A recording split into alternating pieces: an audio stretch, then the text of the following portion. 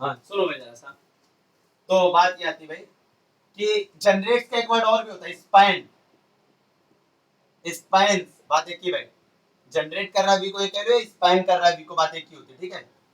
तो ये क्या है भाई, अगर कोई सेट आपका वेक्टर स्पेस वी को स्पैन कर रहा होता है तो फिर क्या होता है, तो वो उसका कोई ना कोई सबसेट बेसिस जरूर होता है, ठीक है। पॉइंट है भाई, इसकी प्रूवमेंट्स बुक वगैरह में दी है, आपको डायरेक्ट पढ़ लो, अब प्रूवमेंट सबकी कराएंगे बहुत टाइम जाएगा। अच्छा और सुन लो भाई, मिनिमल जनरेटिंग सेट अगर आप ले रहे हो, मिनिमल जनरेटिंग सेट क्या होता है पीछे बताया हमने। अ मिनिमल जनरेटिंग सेट, ठीक है, इज ऑलवेज अ बेसिस, हमेशा बेसिस होता है, ठीक है। Is always a basis, is always a basis, ये हमेशा बेसिस होता है किसमें, in a finitely generated vector space, finitely generated vector space. अब ये फाइनाइटली जनरेटेड का मतलब समझ रहे हो, फाइनाइटली जनरेटेड इनफाइनाइटली जनरेटेड क्या होता है भाई, अगर v बराबर आपने ये लिखा हुआ है, अगर v बराबर आपने लिखा है अल्फा वन वी वन इस तरह का लिखा है, आपको पता है कहां तक है ये, मान लो अल्फा एन वी एन तक की है, ठीक है। देखो ये फाइनाइट नंबर तक की है, अल्फा वन से अल्फा एन तक जा रहा है, तो कहोगे v इज फाइनाइटली जनरेटेड, ये आपका फाइनाइटली जनरेटेड हो जाएगा। अच्छा अगर ऐसे लिख दिया आपने alpha one V one alpha two V two इस तरह से कुछ लिख दिया, कहां तक जा रहा पता नहीं, तो कहोगे v इज इनफाइनाइटली जनरेटेड, कहोगे आप इनफाइनाइटली जनरेटेड।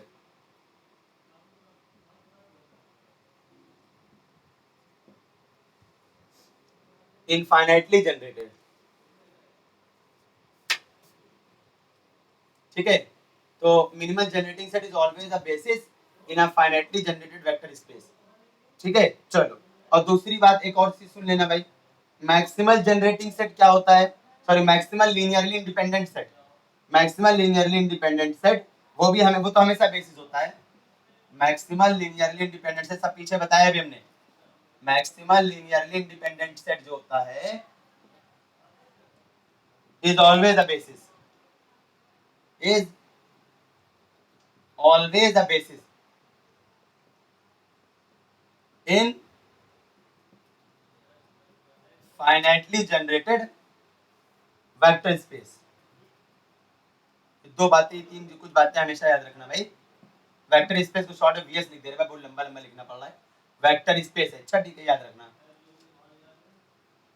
अच्छा और बात भी, एक चीज और भी भाई बहुत काम की बात है ये वाली, कि अगर कभी भी, ये पॉइंट आप याद रखना, अगर आपका ये जो लिखा है इस तरह से लिखा है, कोई सेट लिखा हमने एस, और ये क्या लिख दिया हमने V one V two V three V N लिख दिया, और ये क्या कर रहा है स्पैन्स वी, ये लिखाओ, या कह दो और S is basis of we.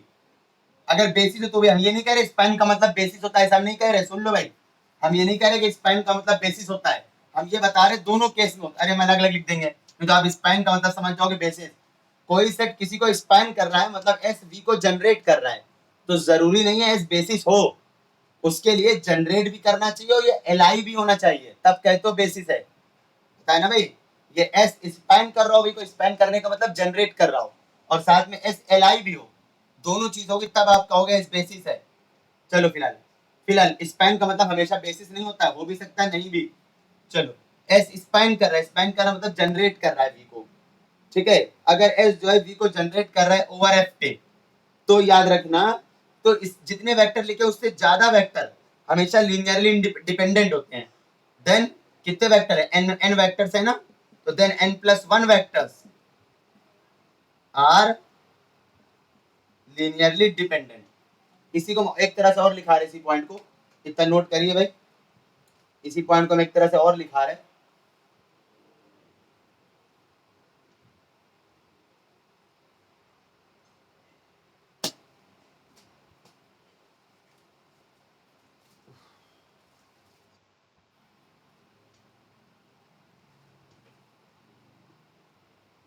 चलिए मेरे कर रहे भाई, इसी पॉइंट को एक तरह से और लिखा रहे हम।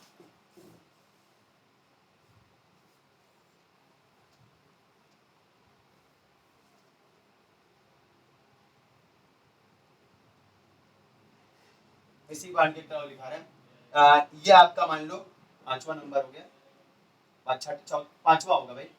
हम इसी को ये कह रहे हैं, अगर ये आपका बेसिस है, बेसिस क्या होता है सब बताया हमने कल। अगर ये बेसिस है v का, तो देन इस बेसिस से ज्यादा वेक्टर आप लोगे तो हमेशा लीनियरली डिपेंडेंट होंगे। देन बेसिस का मतलब हो गया n वेक्टर्स आर, बेसिस में जो वेक्टर होते हैं लीनियरली इंडिपेंडेंट होते हैं, n vectors are linearly independent, ठीक है ना। तो एंड उससे ज्यादा वेक्टर हमेशा linearly dependent, are linearly dependent. या ये भी कह सकते हो, इफ डायमेंशन ऑफ v बराबर n, अरे बात तो वही है, जब बेसिस में n एलिमेंट्स है तो उसको डायमेंशन नहीं बोलते हो, ठीक है। अभी डिस्कनेक्ट हो जाएगा, फिर एक बार लिंक भेजेंगे भाई, क्योंकि आज बीच में मिश्रा जी भी आ गए थे तो क्लास लॉस हो गया है। डिस्कनेक्ट हो जाएगा तो एक बार और लिंक भेजेंगे। चलो, तो डायमेंशन अगर n है तो याद रखना, तो देन डायमेंशन से ज्यादा वेक्टर्स n+1 वेक्टर्स आर हमेशा लीनियरली डिपेंडेंट होते हैं। सीधे से ऐसे याद रखो, डायमेंशन से ज्यादा, बात वही है जो ऊपर लिखी वही अभी लिखी है, n+1 या कह दो n+2 या कह दो n+3। डायमेंशन अगर n दे दी, डायमेंशन n का मतलब है बेसिस में n एलिमेंट्स हैं, ठीक है। अगर बेसिस में n एलिमेंट्स हैं तो n से ज्यादा एलिमेंट हमेशा लीनियरली डिपेंडेंट होंगे, और बेसिस में n एलिमेंट्स हैं तो n एलिमेंट्स लीनियरली इंडिपेंडेंट होंगे। तो बेसिस में जितने एलिमेंट होते हैं वो हमेशा लीनियरली इंडिपेंडेंट, और बेसिस के जितने एलिमेंट हैं, बेसिस में जितने एलिमेंट है ये कह लो, या कह दो डायमेंशन से ज्यादा एलिमेंट, ठीक है। बेसिस में जितने एलिमेंट है उससे ज्यादा, मतलब डायमेंशन से ज्यादा एलिमेंट, वो हमेशा लीनियरली डिपेंडेंट होते हैं, ठीक है, याद रखना।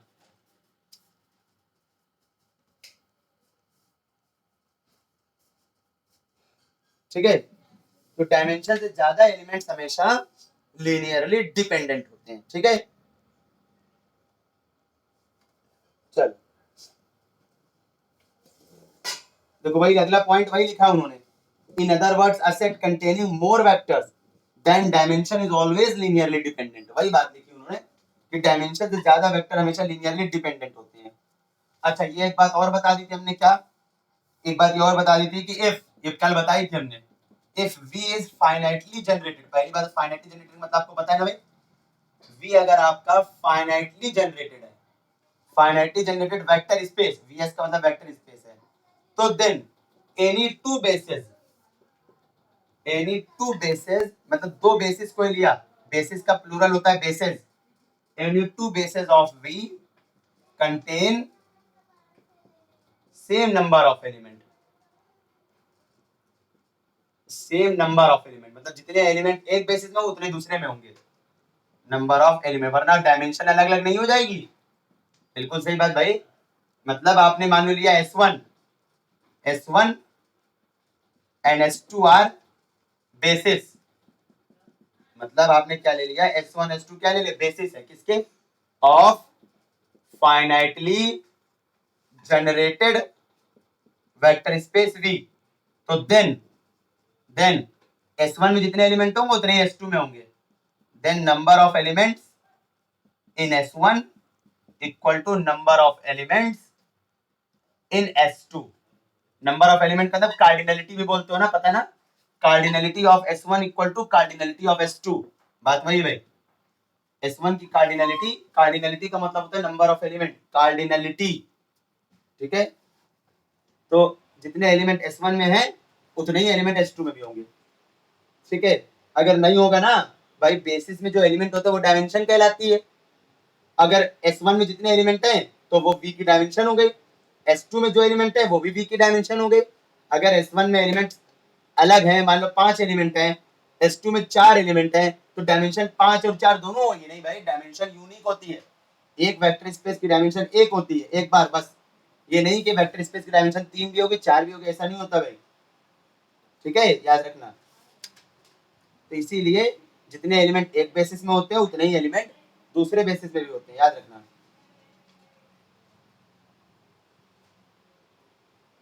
और ये तो कल बताया था मैंने, कल शायद बता दी बात हमने, कि आपके अगर कोई भी सेट है, ये लिख दे रहे, फिर से एक बार हम लिख दे रहे पॉइंट, ये पॉइंट हम एक बार फिर से लिख दे रहे हैं, कल बताया था हमने पॉइंट आपको क्या बताया था हमने कि कोई भी आपने सेट लिया हुआ है जिसकी डायमेंशन क्या है आपकी n है, इफ सॉरी वेक्टर स्पेस लिया आपने जिसकी डायमेंशन n है, यहाँ पर n फाइनाइट है, अगर डायमेंशन n है तो देन बताया था हमने एनी सेट कंटेनिंग, ऐसे लिखो एनी सेट नहीं, any linearly independent set containing n elements, any linearly independent set containing n elements is basis of V। मतलब अगर डायमेंशन आपकी n है और s बराबर आपका क्या है, दैट इज कभी लिख रहे हैं कि इफ मान लो डायमेंशन आपकी वेक्टर स्पेस की n है एंड और s बराबर लिखा आपने v1 v2 कितने एलिमेंट लिए जितने डायमेंशन है और ये li आ गया, li है तो याद रखना देन s इज बेसिस, वही कह रहे भाई s इज बेसिस। तो कोई भी सेट जो आपका लीनियरली इंडिपेंडेंट है और उसमें उतने ही एलिमेंट है जितनी की डायमेंशन है तो हमेशा बेसिस होता है, ठीक है, ये याद रखना भाई, ठीक है।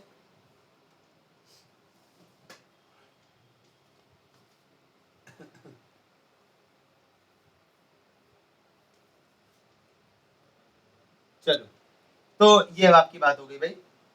अच्छा कुछ बात ये आपका बताना है भाई, कुछ चीजें और भी हैं, बेसिस कुछ चीजों के निकलवा रहे हैं हम, डायमेंशन निकाल रहे हैं और बेसिस निकाल लिख रहे हैं, तो ये आपकी टेबल बनी है उसी को हम समझा रहे हैं भाई, कुछ स्पेशल नहीं कर रहे हैं, ठीक है। तो सबसे पहले भाई आपकी टेबल 1 है, आप नोट्स में देख सकते हो भाई टेबल 1, ठीक है, टेबल 1 है आपका। तो सबसे पहला नंबर है आपका सी ओवर सी, इसका क्या मतलब होता है भाई, इसका मतलब वेक्टर स्पेस भी सी है और फील्ड भी सी है, सी का मतलब कॉम्प्लेक्स नंबर, सी का मतलब है कॉम्प्लेक्स नंबर। चलो जब सी ओवर सी लिखते हो भाई तो इसके बेसिस का क्या होता है भाई, इसमें इसका बेसिस में क्या एलिमेंट होते हैं भाई, सुन लो जरा, इसके बेसिस में जो होते हैं इस तरह के एलिमेंट होते हैं, इस तरह के एलिमेंट होते हैं बेसिस में, इस तरह के एलिमेंट होंगे भाई, ये सी ओवर सी है तो कहोगे बेसिस में ए प्लस आई बी टाइप के एलिमेंट होंगे। अरे भाई सी ओवर सी का मतलब क्या हो गया है, सी ओवर सी का मतलब है कि वेक्टर स्पेस भी सी है फील्ड भी सी है, तो बेसिस में क्या हो जाएंगे, बेसिस में जहां पर ये जीरो नहीं है,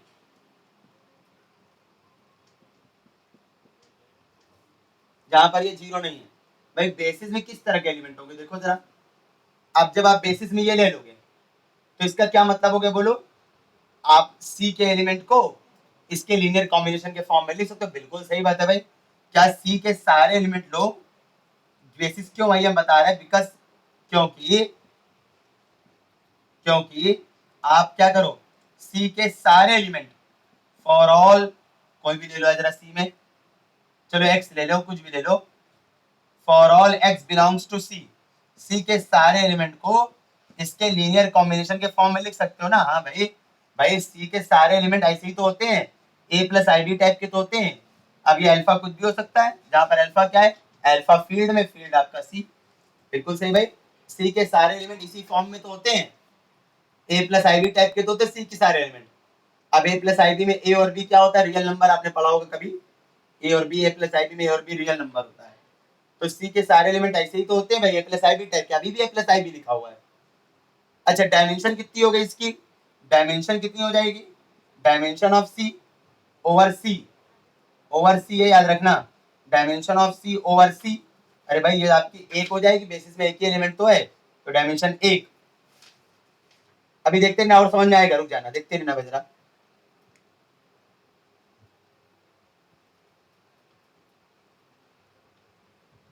अच्छा एक स्टैंडर्ड बेसिस वर्ड भी होता है वो देख लो जरा भाई, स्टैंडर्ड बेसिस, स्टैंडर्ड बेसिस इसी में आ जाओ एक बार, इसका स्टैंडर्ड बेसिस क्या होता है भाई, आपको दिखा रहे हैं हम, standard basis of C over C, भाई ये आपका वन होता है, दिखाई कैसे, सुनो जरा सा भाई, ऐसे लिखते हो इस तरह से लिखोगे आप भाई, इसका हम बेसिस 1 कह रहे हैं, तो इसका मतलब ये हो गया कि सी के सारे एलिमेंट को 1 के लीनियर कॉम्बिनेशन के फॉर्म में लिख सकते हो। बिल्कुल सही। अरे हाँ भाई लिख सकते हैं, क्यों? जहां पर अल्फा क्या होता है, अल्फा होता है स्केलर, स्केलर किस में जाता है, फील्ड में, फील्ड कौन है, सी। देखो बिल्कुल सही भाई, अल्फा अल्फा सी में गया। देखो इस जबरदस्ती में घुमा घुमा के बात बोल रहे हैं, अल्फा सी में गया तो यहाँ बोलो क्या हो गए, यहाँ सी के अलग अलग एलिमेंट लेते जाओगे तो ये भी तो एक्स, एक्स भी तो सी में जा रहा था, सी के अल्फा अलग अलग सी लेते जाओगे, यहाँ अलग अलग सी के एलिमेंट मिलते चले जाएंगे, तो पूरा सी नहीं बन जाएगा ये। तो ये तो बस घुमा घुमा के बता रहे हैं, बस वही चीज है। ठीक है चल,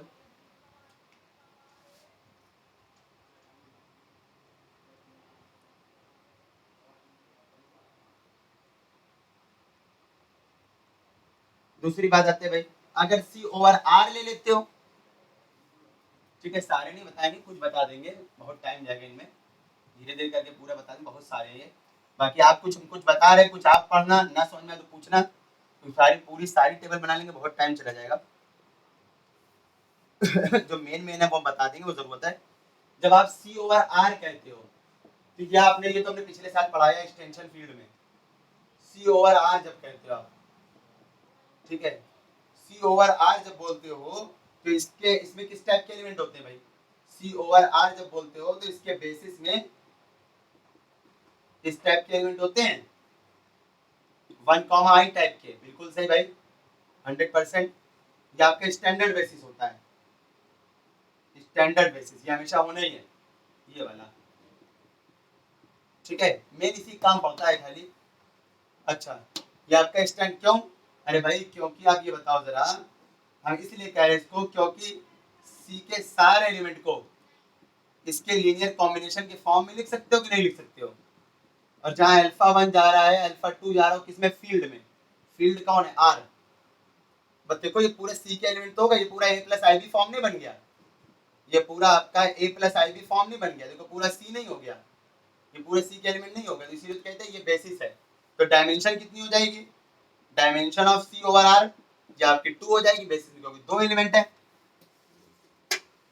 अच्छा, तीसरी बात जरा आपको दिखा दे, सी ओवर क्यू लिखते हो जब आप, ये नहीं एग्जिस्ट करता है, दिखा रहे कैसे, जब आप सी ओवर क्यू लिखते हो तो जरा बताना क्या होगा भाई, जब सी ओवर क्यू लिखते हो तो इसका बेसिस नहीं बन पाएगा, हम दिखा रहे क्यों, जब बेसिस नहीं बनेगा तो डायमेंशन इसकी इनफाइनाइट कहना, ठीक है, तो बेसिस पता ही नहीं, हम दिखा रहे क्यों, ये बताओ जरा सा, क्या ये पॉसिबल है, सुनना जरा सा, आपने लिखा, हमने थोड़ी देर के लिए मान लिया, थोड़ी देर गलत कर रहे हैं, गलत मान रहे हैं, हमने कहा 1 इसका बेसिस है, थोड़ी देर के गलत बोल रहे हैं, ठीक है, 1 बेसिस है, तो इसका ही मतलब ये हो गया भाई कि इसका मतलब ये हो गया कि सी के सारे एलिमेंट को, सी के सारे एलिमेंट को इसके लीनियर कॉम्बिनेशन के फॉर्म में लिख सकते हैं। और जहां पर अल्फा 1 अल्फा 2 किस में जा रहा होगा, क्यू में। गलत बात, एकदम गलत हो गई, जब क्यू आप लोगे, जब यहाँ पर क्यू लोगे, क्यू का मतलब सिर्फ आप कौन ले रहे हो, सिर्फ आप रेशनल वाले ले रहे हो, तो क्या सी के सारे एलिमेंट मिल जाएंगे, नहीं।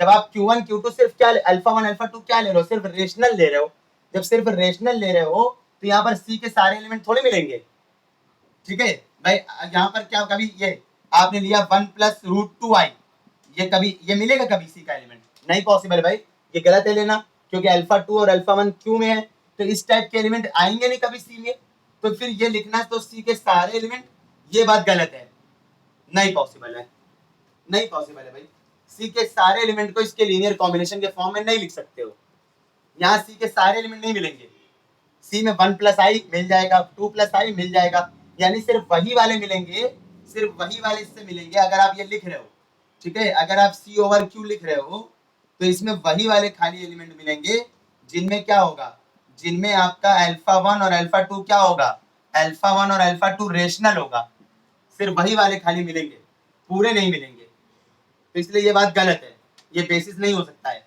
तो ये चीज गलत है, ठीक है, तो इसको ऐसे मान के लिख ले, सो एस इज नॉट बेसिस। कोई कंफ्यूजन पूछो भाई किसी को, सारे में मिलेंगे नहीं, तो ये लिखना गलत है भाई, अल्फा 1 अल्फा 2 जब रेशनल लोगे तो खाली वो मिलेंगे 1 + i 2 + i 1/2 + i √3/2 + 2i 3/2 + 4/5i, इस तरह मिलेंगे, 1 प्लस रूट टू आई नहीं मिलेगा, क्योंकि रूट टू तो इरेशनल होता है, इरेशनल लेना नहीं है आपको कह दिया है, तो इसलिए गलत हो जाएगा भाई। तो फिर इस केस में डायमेंशन क्या बोलोगे? तो अगर नहीं एग्जिस्ट कर रहा है कोई बेसिस तो डायमेंशन इनफाइनाइट बोलोगे, ठीक है, डायमेंशन इनफाइनाइट बोलोगे। ऐसे भी एग्जांपल आर ओवर क्यू दे रहे, देख लो आर ओवर क्यू वाला एग्जांपल सेम ऐसे ही है, इरेज कर रहे हैं भाई।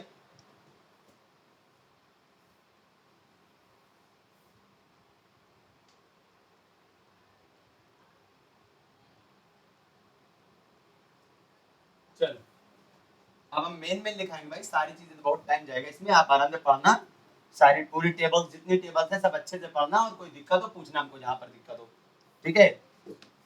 अगर नहीं पढ़ रहे भाई 5-6-7 घंटा नहीं पढ़ रहे घर पे तो फिर पढ़ाई छोड़ दो, नेट बेहतर है भाई, कोई फायदा नहीं भाई। अगर नहीं पढ़ पा रहे हो 5-6 घंटा 6-7 घंटा नहीं पढ़ पा रहे हो तो छोड़ दो, पढ़ाई ज्यादा बेहतर है, कोई फायदा नहीं, नेट ना करो, क्योंकि लोग पूछते उछते नहीं हो, एक दो लोग को छोड़ के कोई कुछ नहीं पूछता है। अगर आर ओवर क्यू कह रहे हो भाई, फिर वही बात फंस रहेंगे, आर ओवर क्यू कैसे लिखोगे बताओ जरा?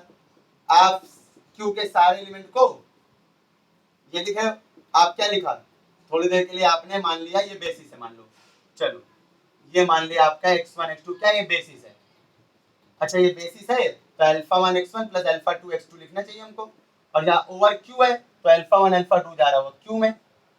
अब बताओ फिर वही बात फंस गई, अब यहाँ कहाँ मिल जाएगा जरा बताओ भाई? ये अल्फा 1 अल्फा 2 आप हमेशा रेशनल नंबर लोगे, हमेशा रेशनल नंबर लोगे, अल्फा 1 अल्फा 2 का हमेशा रेशनल लोगे, तो आर के वो वाले एलिमेंट मिलेंगे नहीं जो इररेशनल होंगे। थोड़ी देर के लिए ये मान ले रहे, थोड़ी देर के लिए मान ले रहे, चलो 1 कॉमा, थोड़ी देर के लिए मान ले 1 कॉमा रूट 2, अरे कुछ भी ले लो, 1 कॉमा रूट 2 ये ले लिया आपने, ठीक है। अब बताओ अल्फा 1 अल्फा 2 हमेशा रेशनल ले रहे हो, जब हमेशा रेशनल लोगे तो इसमें से कौन मिलेंगे? सिर्फ आपके 1 plus root two, 2 plus root two, 1/2 plus root 2 खाली वही मिलेंगे। रूट 3 वाले कहाँ गए? रूट 4 वाले कहाँ गए? रूट 4 तो छोड़ो, रूट 5 वाले, रूट 6 वाले, तो आर के सारे एलिमेंट नहीं मिलेंगे, आप चेक कर लो। तो फिर इसका मतलब है ये भी बेसिस नहीं है, एस इज नॉट बेसिस, ये बेसिस नहीं हो सकता है भाई। जब ये बेसिस नहीं है तो डायमेंशन कितनी का होगा इस केस में? डायमेंशन इस केस में इनफाइनाइट लिखोगे, ठीक है, इस तरह से होता है भाई, इस केस में आप डायमेंशन कहोगे इनफाइनाइट। चलो ये चीज होती है, ठीक है। अच्छा ऐसे ही आ जाओ, ऐसे ही आ जाओ, आर स्क्वायर आर, हम मेन में लिखा रहे, सबने लिख रहे हैं, इसका बेसिस क्या होता है? अब मेन चीज लिख रहे हैं, इसका बेसिस होता है 1001, ठीक है। अब मेन चीज लिख रहे हैं, इसका बेसिस कह दो आर क्यूब आर, इसका बेसिस होता है 100,010, ये हमेशा बेसिस होता ही है, स्टैंडर्ड बेसिस कहते हैं इसको, या यूजुअल बेसिस, ये क्या है? यूजुअल बेसिस या स्टैंडर्ड बेसिस, यूजुअल बेसिस या स्टैंडर्ड बेसिस है, किसके लिए? आर स्क्वायर आर के लिए। ऐसे सेम ये भी, ऐसे सेम ये भी, ये इसके लिए। अच्छा जनरलाइज कर दो जरा, ऐसे एक और लिख दो, एक और लिख दो, आर की पावर 4 आर बोल दो जरा, इसके लिए यूजुअल बेसिस या स्टैंडर्ड बेसिस क्या होता है? इसके लिए आपका स्टैंडर्ड बेसिस या यूजुअल बेसिस जो कह लो भाई, स्टैंडर्ड बेसिस या यूजुअल बेसिस जो कह लो, ये आपका होता है 10000000100010, ये आपका हो गया। ऐसे आर की पावर एन वाला लिख देते हैं ऊपर, इसका ले लो स्क्रीनशॉट। तो मेन चीज लिख रहे, सब नहीं लिख रहे हैं।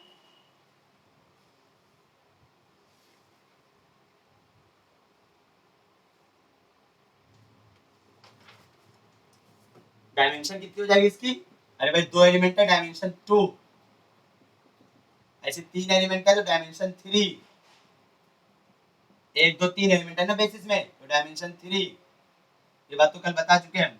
और यहाँ पर बेसिस में 1 2 3 4 एलिमेंट है, तो डायमेंशन 4 है ना, इस तरह से भाई।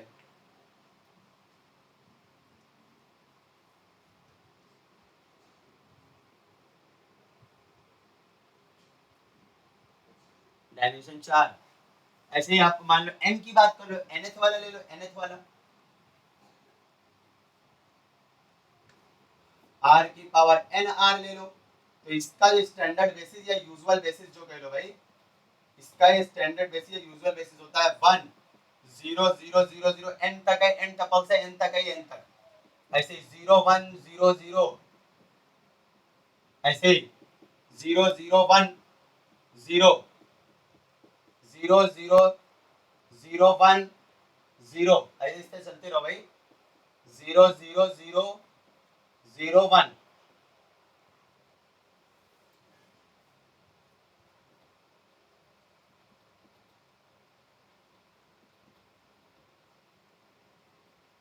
ठीक है, इस तरह से भाई।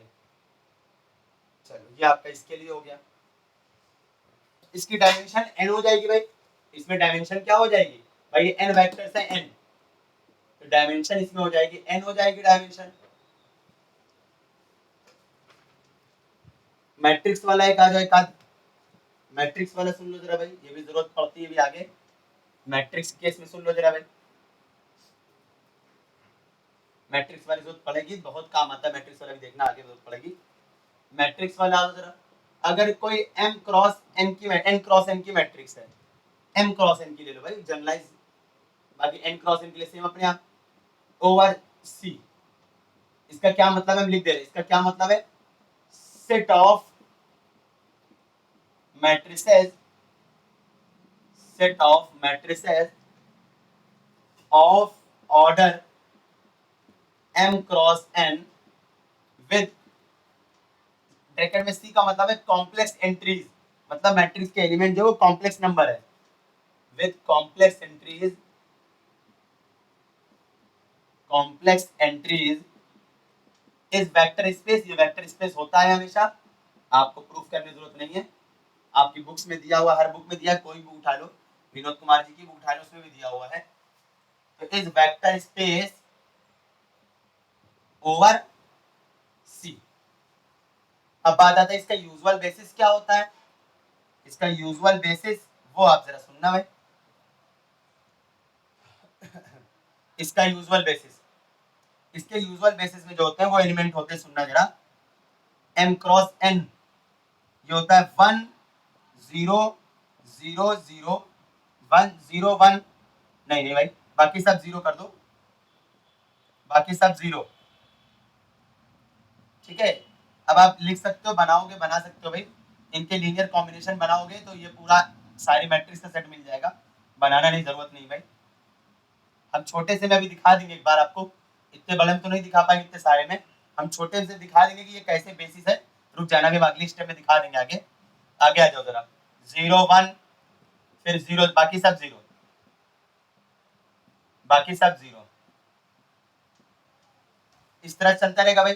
फिर 1 तीसरी पोजीशन पे, चौथी पोजीशन पे, फिर यहाँ आएगा, यहाँ आएगा, यहाँ आएगा, यहाँ आएगा, यहाँ आएगा, इस तरह बनता रहेगा। तो देखो ये रो कितनी है जरा बताओ, कितनी रो है ये आपकी m रो है, n कॉलम है, m रो है, n कॉलम है, देखो लिखा है m क्रॉस n मैट्रिसेस है।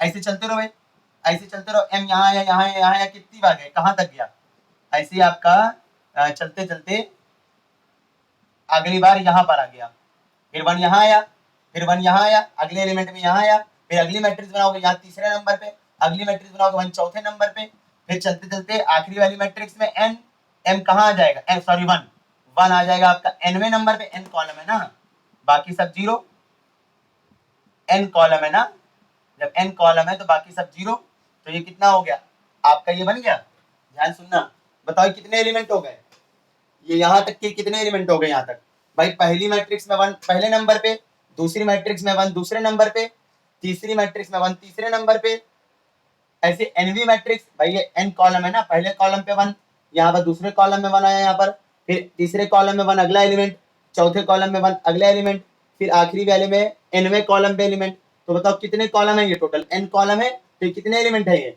एक मैट्रिक्स, दो मैट्रिक्स, कितनी मैट्रिक्स है, एन मैट्रिक्स, एन मैट्रिक्स ये हो गई। अब सुनना, अब यहां पर रखोगे 1, अब दूसरी रो में आओगे, फिर उसके लिए एन बनेगी, तीसरी रो में फिर ऐसे रखोगे भाई, ये पहली रो में 1 खसका रहे हो, खसका खसका कि यहाँ, फिर यहाँ लाए, फिर यहाँ लाए, पहली रो में खसका रहे हो, फिर दूसरी रो में खसकाओगे, इस तरह से आपको बनता जाएगा। हम पूरा नहीं लिख रहे भाई, आपके नोट्स में लिखा हुआ है पूरा, वो भी नहीं लिखे हैं, पॉसिबल नहीं है। तो इस तरह ये बताओ कितने एलिमेंट होंगे, कितनी मैट्रिसेस बनेंगे टोटल बेसिस में,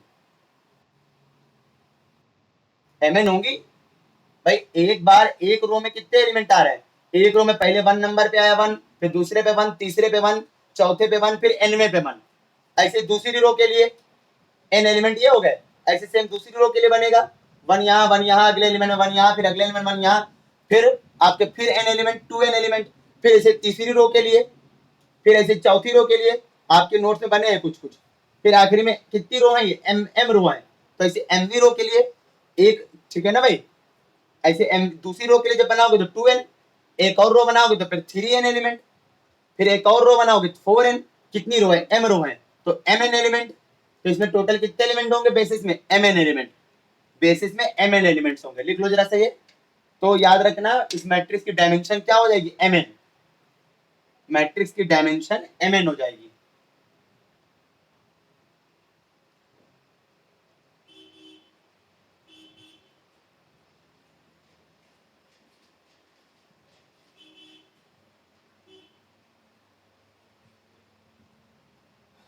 ठीक है, मैट्रिक्स की डायमेंशन mn हो जाएगी।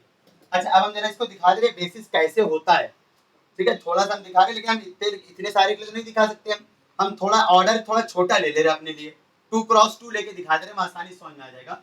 हम इतना बड़ा तो नहीं दिखा सकते भाई, ऑर्डर बहुत बड़ा है। तो मैंने इसकी बात लिख दी जरा सा। तो इसकी डायमेंशन बेसिस में कितने एलिमेंट हो गए उसी में, सो उसी के आगे से number of elements in basis of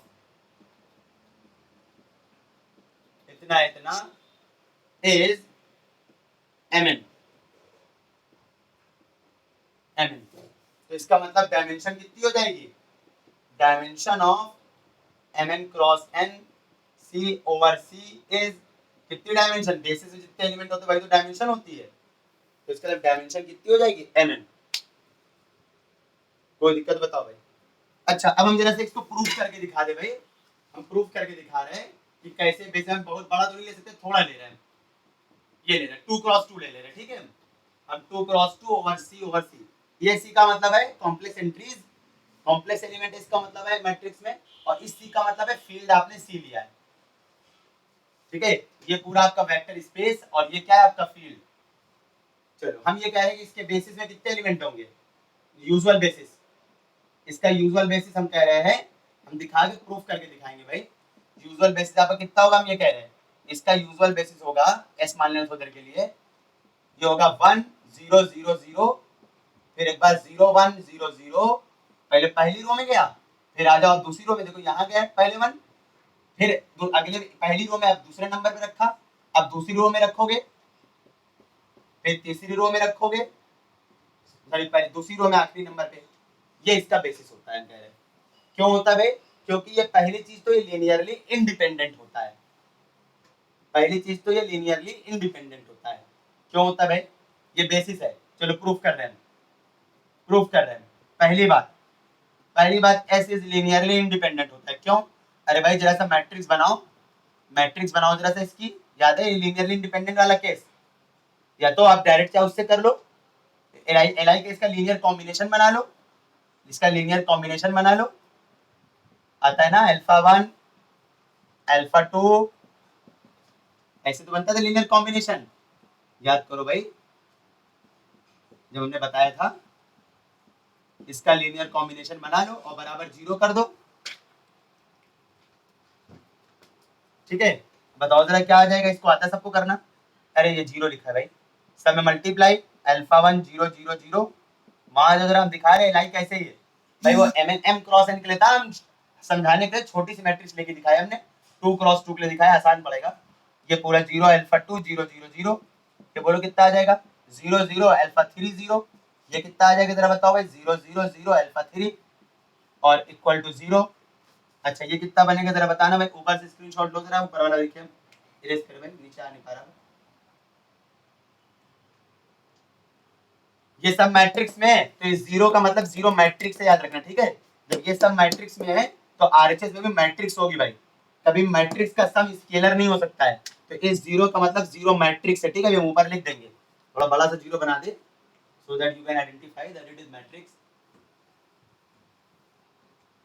चलो जरा बताना क्या आ जाएगा भाई, ये सम करोगे, सम ऐसे तो होता है मैट्रिक्स, पहला प्लस पहला प्लस पहला प्लस पहला, अल्फा 1, फिर सम गुना अल्फा 2, अल्फा 3, अल्फा 4। चलो बस बहुत है भाई। उधर जीरो मैट्रिक्स का मतलब लिख देना 0 0 0 0। तो बताओ जरा क्या आ गया, अल्फा 1 बराबर 0, अल्फा 2 बराबर 0, अल्फा 3 बराबर 0, अल्फा 4 0। सब हो गया, इसका मतलब एस आपका एल हो गया। जब सारे स्केलर जीरो हो जाए तो आपका एस एल हो गया। चलो एल हो गया। दूसरी बात अब दिखा रहे बेसिस वाली बात, ये भी दिखा दे आपको बेसिस क्यों है, ये तो नीचे ले चुके हो भाई। अब दूसरी बात क्या होती थी बताओ यार, बेसिस की कंडीशन सेकंड वाली, एस जनरेट्स वी, ये प्रूफ कर दो तो बस हो गया। जब एल आई हो जाए एस और एस वी को जनरेट कर रहा हो, वी का मतलब कौन है, अरे वी का मतलब ये, वी का मतलब ये 2 क्रॉस टी सी, ये तो मतलब है वी का, और फील्ड भी सी है, ओवर सी फील्ड सी है। ये सी बता रहा है कि मैट्रिक्स के एलिमेंट कॉम्प्लेक्स नंबर है, और ये सी बता रहा है कि मैट्रिक्स जो एलिमेंट जो कॉम्प्लेक्स नंबर लिया है वो तो अलग चीज है, ओवर फील्ड सॉरी ये फील्ड आपका बता रहा है, फील्ड सी है, फील्ड का मतलब स्केलर। अच्छा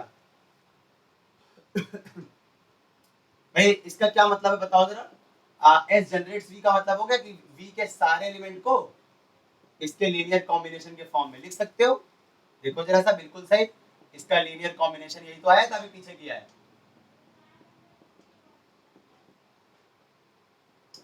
हमने क्या किया भाई, ये लीनियर कॉम्बिनेशन यही तो आया है।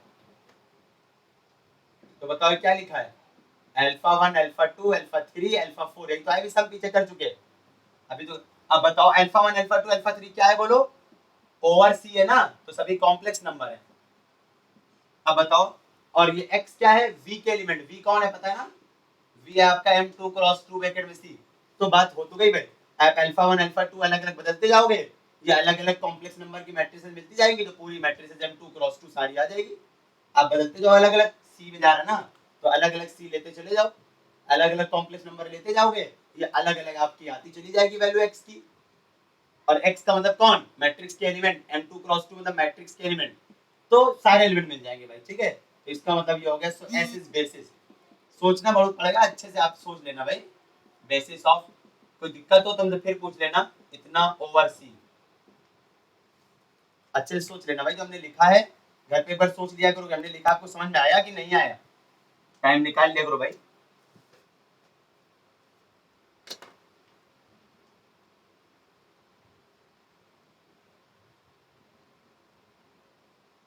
जब ओवर आर कहते हो आप, अब आ जाओ जरा सा ये वाला m cross n over r, अब हम ये पूरा लिखेंगे तो नहीं, बहुत बड़ा है, c ओवर r, ये तो c रहा, लेकिन ये ओवर r अब बहुत अलग हो जाएगा, हम दिखा रहे हैं आपको, अब अलग हो जाएगा भाई। अब हम आपको यूजुअल बेसिस तो उन्होंने दिया हुआ है, यूजुअल बेसिस आप नोट्स ले उठा लो भाई, नोट्स में पेज नंबर 13 पे दिया हुआ है, टेबल नंबर 3 में, ठीक है, टेबल नंबर 3 में। अब देखो जरा बताओ क्या लिखा है,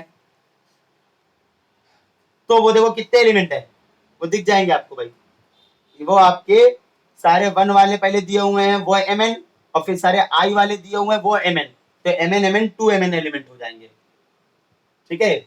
इसमें कितने एलिमेंट के पीछे भी देखा बेसिस में आपने, 2 क्रॉस 2। अब देखो आपको याद रखने तरीका बताया,